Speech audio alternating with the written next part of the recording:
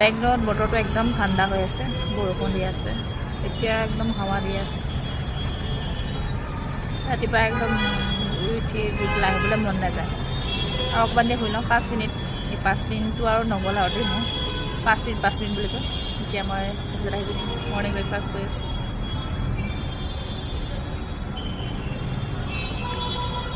Duty অহাৰ পাছত ভালেই লাগে, কিন্তু ডিউটি ওলাই অহা টাইমতহে আৰু আজি নাযাওঁ নেকি এনেকুৱা নিচিনা লাগে।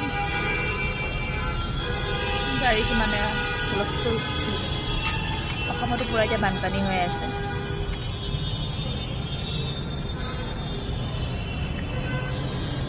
কাৰ হয় চাওক ক'বচোন বাৰু। আৰু 5 মিনিট শুই লওঁ, অকণমান দেৰি আছে আৰু শুই লওঁ।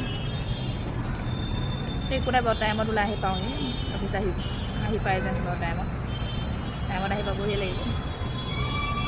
এতিয়া বাজিছে 9:40, মই কৰি আছোঁ ব্ৰেকফাষ্ট।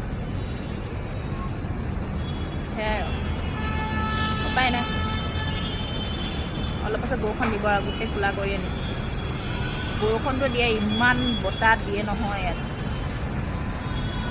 বহুত ঠাণ্ডা পৰিছে বেংগলত। এতিয়া এইটো বৰষুণত তিতিবলৈ হ'লে আৰু ভালকৈ বেমাৰ লাগিব।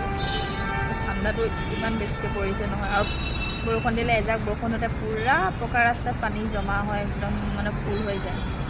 কিন্তু অকণ পাছতে শেষ হৈ যায়, সেইটো কাৰণে ভাল আৰু মানে বেছি সময়ৰ কাৰণে নাথাকে। পূৰা পানী ড্ৰেইনবোৰ বন্ধ হৈ যায় যে, পানী বহুত বেছিকৈ ৰাস্তাত একদম পূৰা পানী খোজকাঢ়ি যাব নোৱাৰে।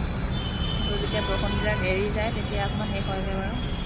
সেই কণ্ডিশ্যন অকল অসমত নহয়, বেংগলতো বতৰ বহুত বেয়া কৰি আছে।